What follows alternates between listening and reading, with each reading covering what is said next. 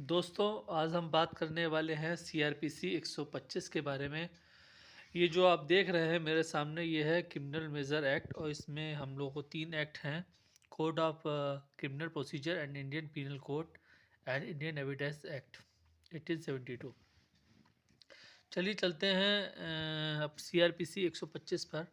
जानते हैं सीआरपीसी 125 के क्या प्रावधान हैं। इसे पेज नंबर 59। देखिए, जैसा कि आप देख पा रहे हैं, सीआरपीसी 125 दंड प्रक्रिया संहिता भरण पोषण के लिए पत्नी, संतान और माता पिता भरण पोषण के लिए आदेश। धारा 125 पत्नी, संतान और माता पिता भरण पोषण के लिए आदेश की ये धारा है।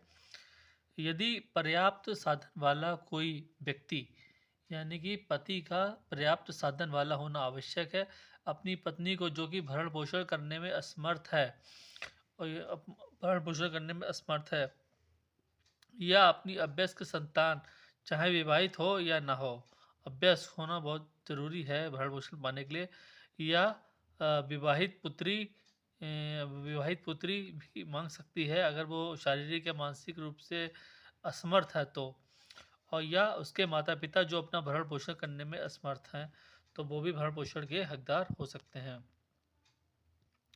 तो देखिए, पत्नी पति माता पिता, पत्नी पति के लिए पर्याप्त साधन वाला होना आवश्यक है और पत्नी के लिए भरण पोषण करने में असमर्थ होना आवश्यक है। यदि आपकी पत्नी पढ़ी लिखी है, ब्यूटी पार्लर, सिलाई कढ़ाई बुनाई जानती है, तो वो असमर्थ नहीं मानी जाएगी, तो वो समर्थ मानी जाएगी। अगर पढ़ी लिखी है, ब्यूटी पार्लर, लड़ाई मतलब कुछ भी चला लेती है, आजकल तो औरतें रिक्शा भी चला लेती हैं, तो आप देखिएगा, असमर्थ असमर्थ होना पत्नी का आवश्यक है, तभी भरण पोषण की। अब स्पष्टीकरण, ठीक है, ये स्पष्टीकरण दिया हुआ है। अभ्यस्त से ऐसा अभिप्रेत है जिसके बारे में भारतीय वयस्कता अधिनियम में 9 उपबंधों के अधीन ये समझा जाता है उसने वयस्कता प्राप्त नहीं की है। पत्नी के अंतर्गत ऐसी स्त्री भी है जिसे पति ने विवाह विच्छेद का कर लिया है, मतलब यदि विवाह विच्छेद कर लिया है और जिसने अपने पति से विवाह विच्छेद कर लिया है और जिससे पुनर्विवाह नहीं किया है।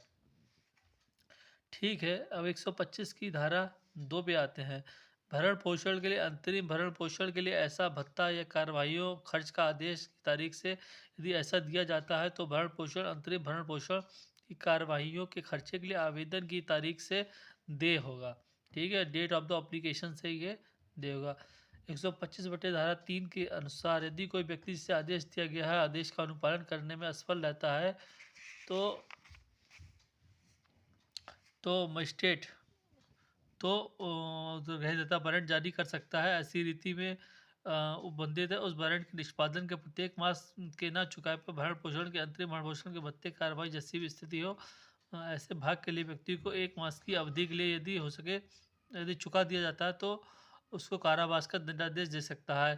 परंतु इस धारा के अधीन किसी रकम की वसूली के लिए कोई स्पष्ट वारंट तब तक नहीं जारी किया जा सकता जब रकम की उद्ग्रहित के लिए उस तारीख से जिसके लिए वह देय है उस वर्ष की एक अवधि के अंतर न्यायालय से आवेदन नहीं किया गया हो।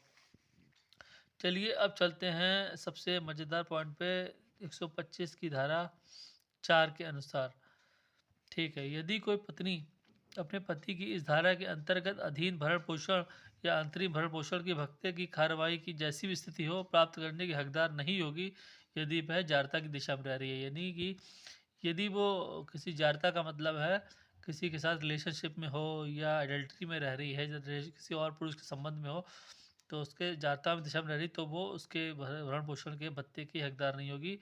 यदि वह बिना पर्याप्त कारण बिना पति के साथ रहने से इनकार करती है तो भी वह भरण पोषण के लिए हकदार नहीं होगी। यदि वो अपनी सहमति से, पति पत्नी दोनों सहमति से अलग हो गए हैं, तो भी वो भरण पोषण के हकदार नहीं होगी। 3 कंडीशन है, या तो वो यदि वो जातक दिशा में रह रही हो, या पति के साथ रहने से इनकार कर दिया हो, या सम्मिलित संमति से पृथक रहना हो। तो 125 की धारा 5 कहती है, सीआरपीसी की, मजिस्ट्रेट यह साबित होने पर आदेश को रद्द कर सकता है कि यदि कोई पत्नी जिसके पक्ष में इस धारा के अधीन आदेश दिया गया हो जारता की दिशा में रह रही हो अथवा पर्याप्त कारण के बिना पति के साथ रहने से इनकार करती हो अथवा वो पारस्परिक सम्मति रूप से पृथक रह रहे हैं, तो उस आदेश को जारी किया जा सकता है।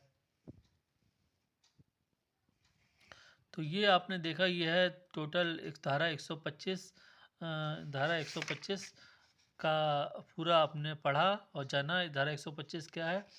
लेकिन इसमें ध्यान देने वाली जो बात है जो है 125/4 की, आप अपने कोर्ट में अगर आपको लगता है अगर आपकी पत्नी किसी के साथ अडल्ट्री में है या फिर वो अब आपके साथ रहने से इनकार कर देती है, अपनी सहमति से अलग हुई हो, तो आप उसको भरण पोषण की हकदार नहीं है। 125/4 की कोर्ट में एप्लीकेशन दीजिए अपने वकील के माध्यम से, तो आपको गुजारा भत्ता देने से बच सकते हैं। मजिस्ट्रेट ये साबित होने पे आदेश को रद्द कर सकता है यदि कोई पत्नी इस धारा के अधीन आदेश दिया हो, अगर आदेश भी दिया हो, अगर वो जारता की दिशा में रह रही है, एक दूसरे के साथ रह रही है और बिना किसी पर्याप्त कारण के पति के साथ रहने से इनकार करती है, तो और अपनी सहमति से लग रही, तो भी आप ये भरण पोषण बंद कर मतलब बंद हो सकता है, उसका कानून है। तो आप हमारे चैनल को लाइक और सब्सक्राइब करिए। मैं सुमित, मैं आपके लिए ऐसी ही वीडियो लाता रहूँगा जिसमें आपके ऊपर शोषण ना हो। आपका मैं खुद समझता हूँ कि अभी 100 CRPC 110 धारा का, इस धारा का कितना मिसयूज़ हो रहा है। तो इसके लिए मेरे चैनल को लाइक और सब्सक्राइब कीजिए। धन्यवाद। Thank you so much.